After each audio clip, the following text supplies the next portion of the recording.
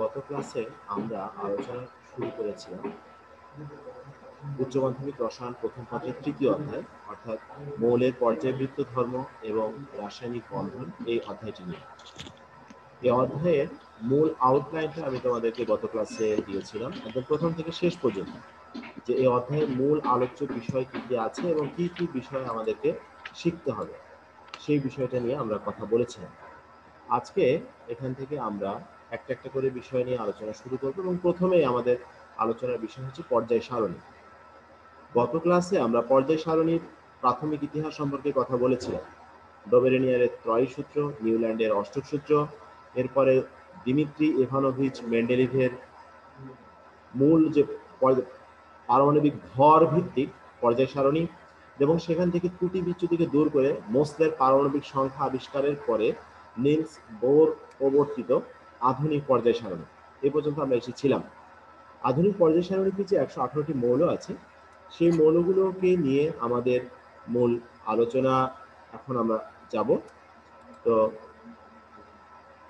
মূল আলোচনায় যাওয়ার সাথে সাথে যে বিষয়টা আমাদেরকে জানতে হবে সেটা হচ্ছে এই যে পর্যায় সারণী তৈরি করা হলো, পর্যায় সারণী তৈরির মূল উদ্দেশ্য কি?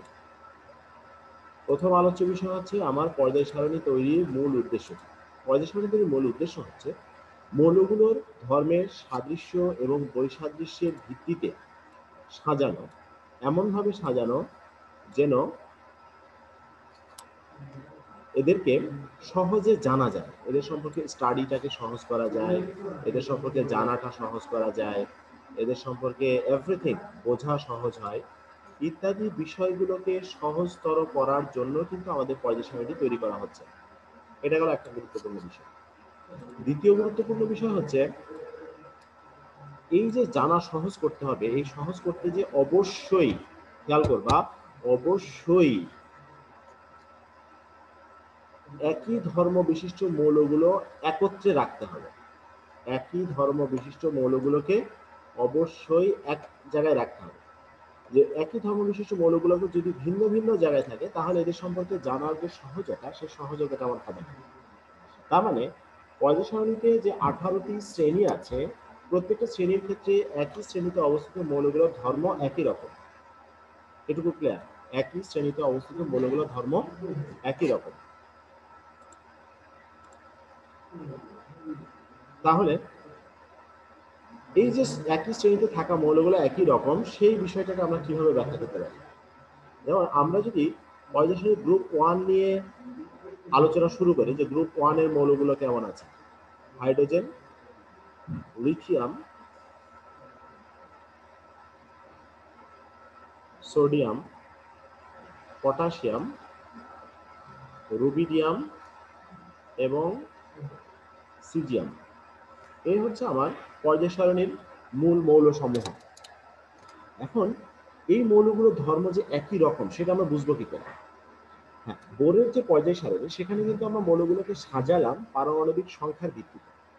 তাহলে এই মৌলগুলোর পারমাণবিক সংখ্যাগুলো যদি আমরা লিখি, হাইড্রোজেনের জন্য 1, আচ্ছা কালারটা চেঞ্জ করে নিই, হাইড্রোজেনের ক্ষেত্রে 1, লিথিয়ামের ক্ষেত্রে 3, সোডিয়ামের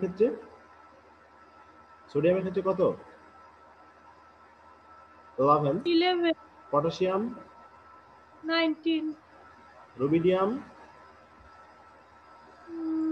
মনে পড়তেছে না। 37। এগুলো একটু মাথায় রাখতে হবে। দেন সিজিয়াম 54 মনে হয় না, 55। আচ্ছা সহজ বুদ্ধি, এর সাথে 18 যোগ করে দাও তাহলে পেয়ে যাবে। আচ্ছা এরপর আরেকটা মৌল আছে ফ্রান্সিয়াম, ফ্রান্সিয়ামটা লেখা বাদ পড়ে গেছে। সিজিয়াম এর পরে আছে ফ্রান্সিয়াম। ফ্রান্সিয়ামের পারমাণবিক সংখ্যা কত? 87। জাস্ট 32 যোগ করে দিলেই হচ্ছে, সহজ বুদ্ধি। এখন দেখো এই যে সংখ্যাগুলো পেলাম 1, 3, 11, 19, 37, 55, 87, এই মানগুলোর মধ্যে কিন্তু সুনির্দিষ্ট কোনো গাণিতিক ধারাগত সম্পর্ক নেই। যেমন 1, 3, 5, 7, 9 এরকম যদি হতো তাহলে আমরা বলতে পারতাম এটি একটি সমান্তর ধারা। আবার যদি 1, 3, 6, 9, 12 এভাবে হতো তাহলে বলতাম এটা 3 এর গুণান্তর ধারা। কিন্তু এরকম কোনো সম্পর্কই এখানে নেই। একেবারে এলোমেলো অবস্থা আছে, 1 3, এরপর আবার 11 19 37, এরপরে একবার 55 87, আমাদের দেখা যাচ্ছে যে এলোমেলো আছে। তাহলে এই মৌলগুলা ধর্ম যে একই রকম সেটা বোঝার কোনো রাস্তা নেই শুধু পারমাণবিক সংখ্যা দ্বারা। তাহলে আমরা কিভাবে বুঝবো? হ্যাঁ, এক্ষেত্রে বোঝার জন্য বুদ্ধি হচ্ছে তাদের ইলেকট্রন বিন্যাস। এখন প্রত্যেকটা মৌলের যদি আমরা ইলেকট্রন বিন্যাস লিখে ফেলি, তোমরা আমার সাথে সাথে লিখো।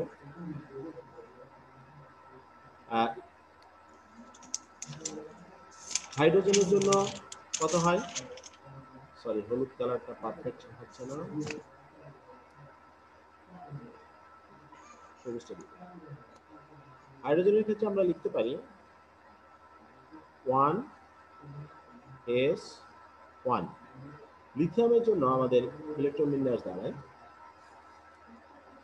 1s2 দেন 2s1। সোডিয়ামের জন্য আমাদের ইলেকট্রন বিন্যাস দাঁড়ায় 1s2 2s2 2p6 দেন 3s1। তাহলে দেখো প্রত্যেকটা মৌলের ইলেকট্রন বিন্যাসে একটা বিষয় কমন, সেটা হচ্ছে লাস্ট অরবিট যেটা যোজ্যত স্তর সেটা হচ্ছে ns1, তাই না? তাহলে ns1, তাহলে প্রত্যেকের ইলেকট্রন বিন্যাসে যোজ্যত স্তরটা একই রকম দেখতে। সুতরাং এই যোজ্যত স্তরের ইলেকট্রন বিন্যাস থেকে আমরা বলতে পারি যে হ্যাঁ, তাদের ধর্মে সাদৃশ্য বিদ্যমান, তাদের ধর্ম একই রকম।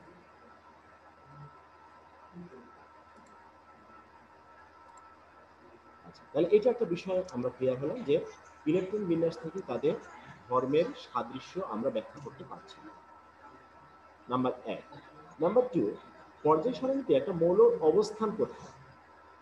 আমি তোমাদের মনে করো তোমাদের সামনে পর্যায় সারণী নেই বা তোমাদের এটা মুখস্থ নেই, আমি একটা অনুমান ভিত্তিক বললাম যে কোনো একটা মৌল যার পারমাণবিক সংখ্যা 50, তাহলে 50 পারমাণবিক সংখ্যা বিশিষ্ট মৌলটি পর্যায় সারণীর কোথায় অবস্থিত।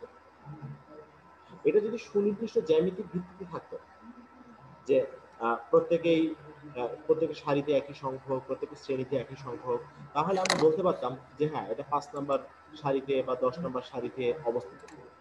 কিন্তু যেহেতু তারা এরকম ভাবে নেই, ভিন্ন ভিন্ন সারিতে ভিন্ন ভিন্ন সংখ্যক মৌল আছে, সুতরাং শুধুমাত্র পারমাণবিক সংখ্যা জানার দ্বারা একটা মৌল পর্যায় সারণীতে কোন শ্রেণীতে বা কোন গ্রুপে অবস্থিত সেটা জানা সম্ভব নয়। এটা জানতে হলে অবশ্যই আমাদেরকে ইলেকট্রন বিন্যাস জানতে হবে।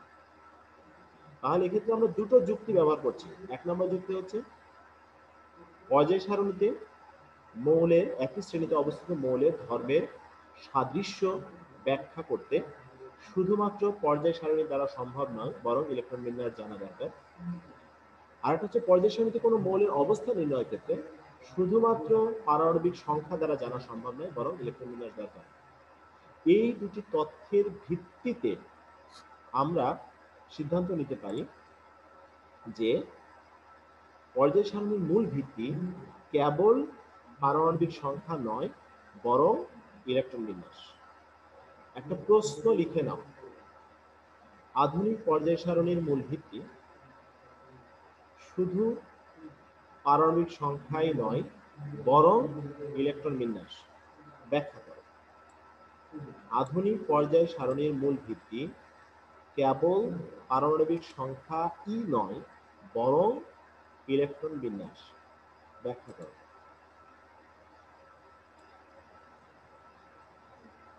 এই প্রশ্নটার উত্তর তোমরা লিখে আমাকে জানাবে ইনশাআল্লাহ। যদি সঠিক হয় তো ভালো, যদি কোথাও কোনো ত্রুটি থাকে আমি তোমাদেরকে সহযোগিতা করবো ইনশাআল্লাহ।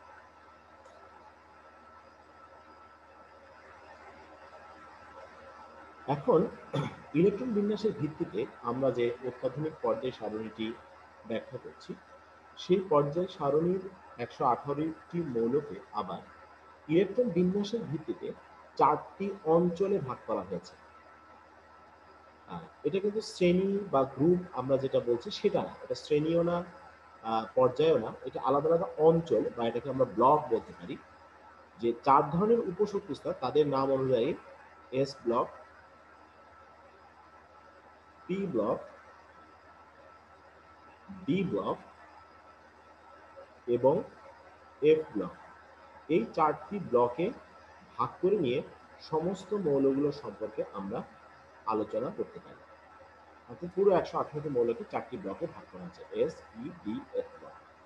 এদেরকে আমরা ডিফাইন করতে পারি এভাবে: যে সকল মৌলের ইলেকট্রন বিন্যাসে সর্বশেষ ইলেকট্রনটি এস অরবিটালে প্রবেশ করে তাকে এস ব্লক মৌল বলে। যে সকল মৌলের ইলেকট্রন বিন্যাসে সর্বশেষ ইলেকট্রনটি এস অরবিটালে প্রবেশ করে তাকে এস ব্লক মৌল বলে। আশা করি কথা বুঝতে পেরেছি। জান্নাতুন নাহার, জি স্যার। আমি যদি এখন তোমাকে প্রশ্ন করি যে পি ব্লক মৌল কাকে বলে, তাহলে তুমি এটা কি সংজ্ঞা দিবা বলো তো?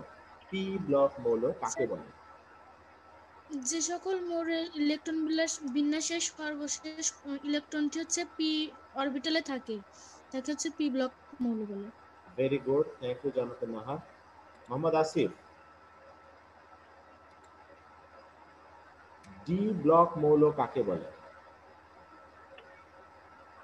স্যার যে সকল মৌলের ইলেকট্রন বিন্যাসের সর্বশেষ ইলেকট্রনটি ডি অরবিটালে থাকে সেই সকল মৌলকে ডি ব্লক মৌল। Very good, thank you Asif. তাহলে যে সকল মৌলের ইলেকট্রন বিন্যাসের শেষ ইলেকট্রনটি এফ অরবিটালে প্রবেশ করে সেটাকে এফ ব্লক মৌল বলে। এখন এই যে বিভিন্ন ব্লকে আমরা ভাগ করে নিলাম, প্রত্যেকটা ব্লকে কোন ব্লকের মৌলের সংখ্যা কত সেটা একটু জেনে রাখা ভালো। এস ব্লক মৌলের সংখ্যা 14টি। এস ব্লক মৌলের সংখ্যা 14টি। পি ব্লক মৌলের সংখ্যা 36টি। পি ব্লক মৌলের সংখ্যা 36টি। ডি ব্লক মৌলের সংখ্যা 41টি। ডি ব্লক মৌলের সংখ্যা 41টি। এফ ব্লক মৌলের সংখ্যা 27টি। এফ ব্লক মৌলের সংখ্যা 27টি। এই যদি তোমরা যোগ করে দাও, দেখো এখানে যোগফল মিলে যাবে যে সর্বমোট মৌলের সংখ্যা হয়েছে 118টি। এখন এস ব্লকে, এখন তোমরা চাইলে তোমাদের নিজ নিজ বইয়ের কাভার পৃষ্ঠার সাথে যে পর্যায় সারণীটি আছে একদম কাভার পেজের সাথে, একদম চ্যাপ্টারের ভেতরে যেতে হবে না, জাস্ট কাভার পেজটা উল্টালে এখানে যে পর্যায় সারণীটি দেখতে পাচ্ছ এই পর্যায় সারণীটি তোমরা নিজেদের সামনে রাখো, তোমাদের টেবিলে পর্যায় সারণীটি সামনে রাখো প্রত্যেকে প্লিজ। আচ্ছা, এখন এই পর্যায় সারণী থেকে তোমরা কতগুলো ইনফরমেশন পাচ্ছ। দেখো এস ব্লক যে 14টি মৌল, এই 14টি মৌল কারা বা কোথায় আছে? গ্রুপ 1 এখানে আছে 7টি মৌল, hydrogen, lithium, sodium, potassium, rubidium, caesium, francium. Group 2 এ আছে 6টি মৌল। গ্রুপ 2 এ আছে 6টি মৌল, beryllium, magnesium, calcium, strontium, barium এবং রেডিয়াম। আর গ্রুপ 18তে একটি মাত্র মৌল আছে, গ্রুপ 18 পুরোটা না, গ্রুপ 18তে একটি মৌল আছে, সেটা হচ্ছে হিলিয়াম। এই মোট 7 যোগ 6 যোগ 1 মোট 14টি মৌল হচ্ছে আমার এস ব্লকভুক্ত মৌল। পি ব্লকে যে 36টি মৌল, পি ব্লকে যে 36টি মৌল দেখো, গ্রুপ 13 থেকে শুরু, গ্রুপ 13 থেকে 17, গ্রুপ 13 থেকে 17 যতগুলো মৌল আছে সবাই 13 থেকে 17 মোট 5টি গ্রুপ, প্রতিটি গ্রুপে 6টি করে মৌল আছে, 5 6 30। আর 18তে মোট মৌল যদিও 7টি, কিন্তু হিলিয়াম চলে গেছে এস ব্লকে, হিলিয়ামকে বাদ দিলে বাকি যে 6টি থাকে নিয়ন, আর্গন, ক্রিপ্টন, জেনন, রেডন, অর্গানেসন, এই 6টি। আর 13 থেকে 17 মোট 36টি মৌল হচ্ছে আমাদের পি ব্লকভুক্ত। অর্থাৎ পর্যায় সারণীর ডান দিকে যে মৌলগুলো আছে এগুলো সবাই পি ব্লকভুক্ত। পর্যায় সারণীর মাঝখানের অঞ্চলে, পর্যায় সারণীর মাঝখানের অঞ্চলে যেটা শুরু হচ্ছে গ্রুপ 3 থেকে শেষ হচ্ছে 12তে, যে 3 থেকে 12, 3 থেকে 12 এখানে মোট গ্রুপ আছে 10টি। প্রতিটি গ্রুপে 4টি করে মৌল হয়, 4 10 40। একটা শুধু এক্সট্রা চলে এসেছে, সেটা হচ্ছে সপ্তম পর্যায়ে গ্রুপ 3-এ অ্যাক্টিনিয়ামের পরে আরেকটি মৌল আছে থোরিয়াম। এই থোরিয়াম মৌলটা স্বাভাবিক নিয়ম অনুযায়ী যদি ইলেকট্রন বিন্যাস করা হতো তাহলে এটা এফ ব্লকভুক্ত হওয়ার কথা ছিল, কিন্তু বাস্তবিক ক্ষেত্রে এটি ইলেকট্রন বিন্যাসের সাধারণ নিয়ম মানে না। অর্থাৎ আউফবাউ নীতির থেকে ব্যতিক্রম ধর্মী ইলেকট্রন বিন্যাসের কারণে এক্ষেত্রে 5f অরবিটালে ইলেকট্রন প্রবেশ না করে বরং এটা 6d অরবিটালে আগে ইলেকট্রন প্রবেশ করে যায়, যার কারণে এটি ডি ব্লকের অন্তর্ভুক্ত হিসাবে আমরা পাই। তাহলে এই হচ্ছে আমাদের 41টি মৌল ডি ব্লকভুক্ত। আর এফ ব্লকে আছে দেখো ষষ্ঠ পর্যায় এবং সপ্তম পর্যায়ে, যারা সবাই গ্রুপ 3-এ অবস্থিত। এই সমস্ত মৌলগুলো এক জায়গায় আছে গ্রুপ 3-এ। তার মধ্যে ষষ্ঠ পর্যায়ে আছে ল্যান্থেনামের পর থেকে সেরিয়াম থেকে শুরু করে লুটেশিয়াম পর্যন্ত।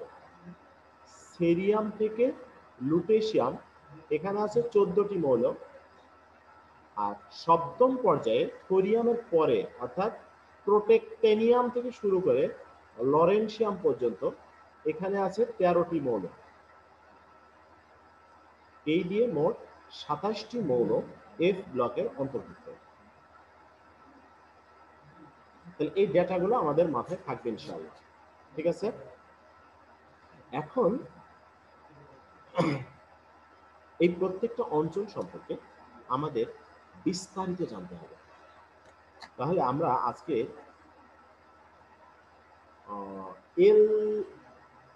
এস ব্লকটা আজকে জেনে নিই। শুধু এস ব্লকটা নিয়ে আজকে কথা বলবো। তাহলে এস ব্লকের মৌল কতটি? এস ব্লকের মৌল 14টি। এস ব্লকের মৌল 14টি। কারা কারা? গ্রুপ 1-এ আছে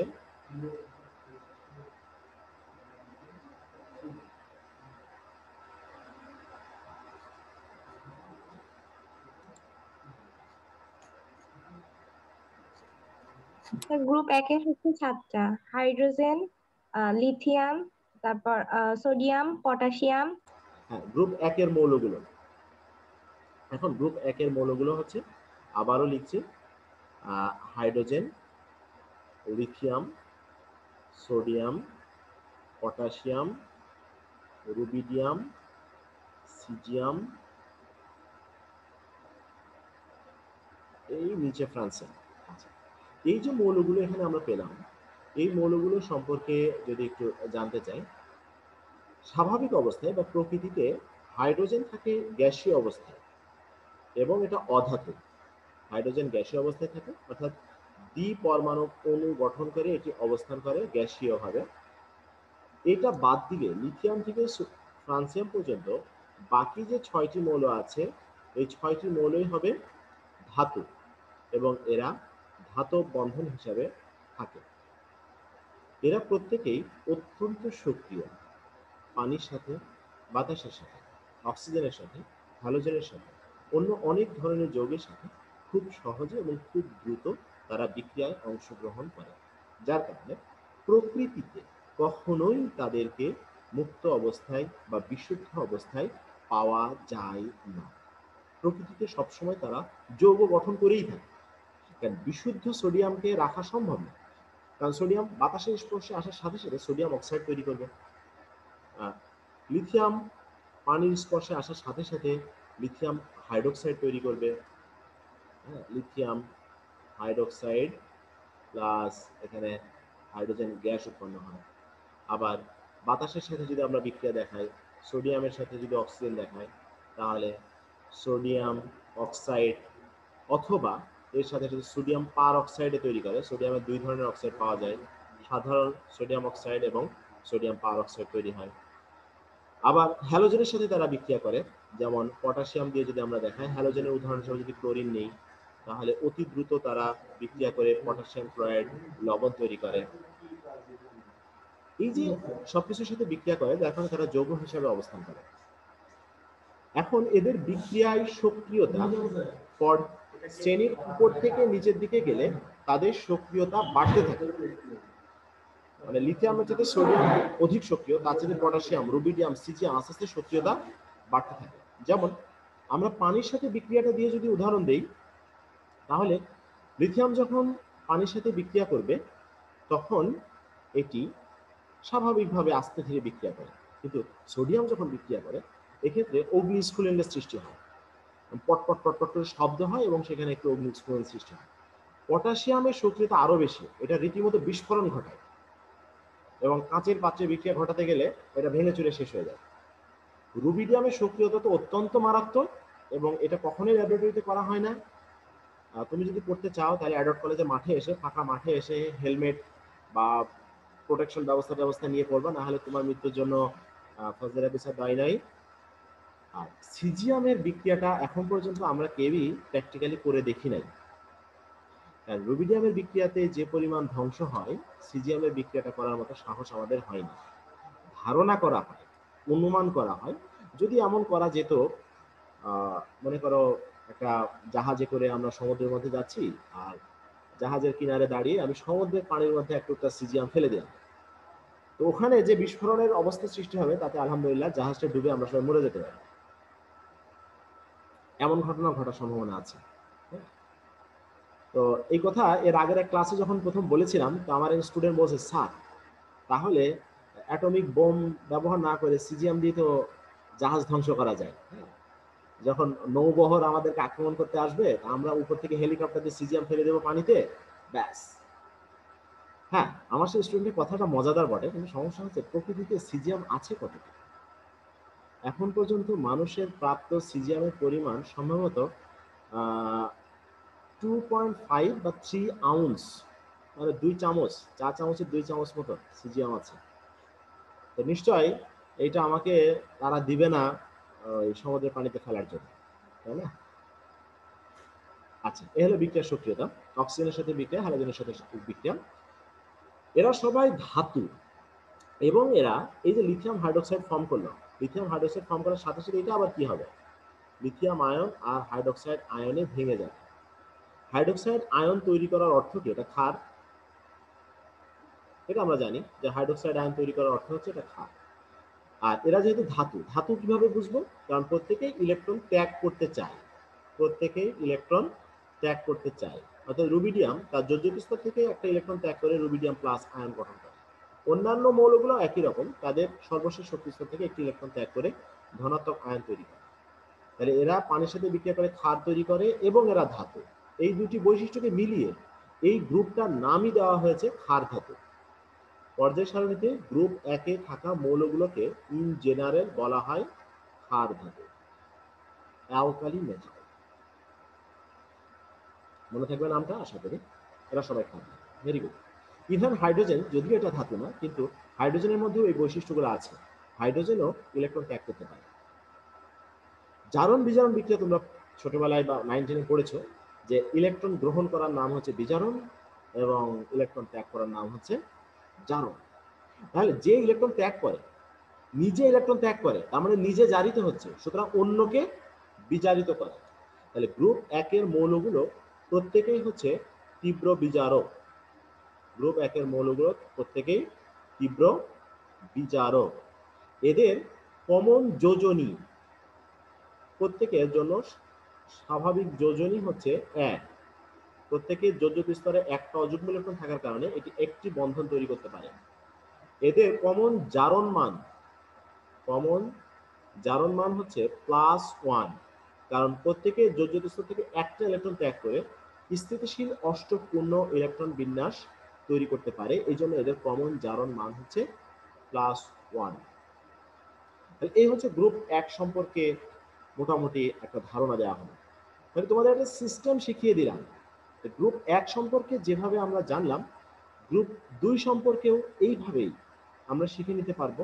মানে যে যে বৈশিষ্ট্যগুলো বলা হলো, তারা পানির সাথে কিরকম করে, অক্সিজেনের সাথে, হ্যালোজেনের সাথে তারা ইলেকট্রন ত্যাগ করে নাকি গ্রহণ করে, তাদের যোজনী কেমন, জারণ মান কেমন, ইত্যাদি বিষয়গুলো আমরা জেনে নিতে পারি। তাহলে গ্রুপ 2 এর মৌলগুলো কারা কারা আছে সেটা আমরা একটু জেনে নিই। গ্রুপ 2 আছে beryllium, magnesium, calcium, strontium, barium এবং রেডিয়াম। আচ্ছা, হাতের লেখা পচা হয়ে গেছে, সরি। এই হচ্ছে গ্রুপ 2 এর এই মৌলগুলো যেমন ক্ষার তৈরি করে তেমনই এরা মাটিতে প্রচুর পরিমাণে পাওয়া যায়, এই জন্য এদেরকে বলা হয় মৃৎক্ষার ধাতু বা মৃত্তিকা ক্ষার ধাতু।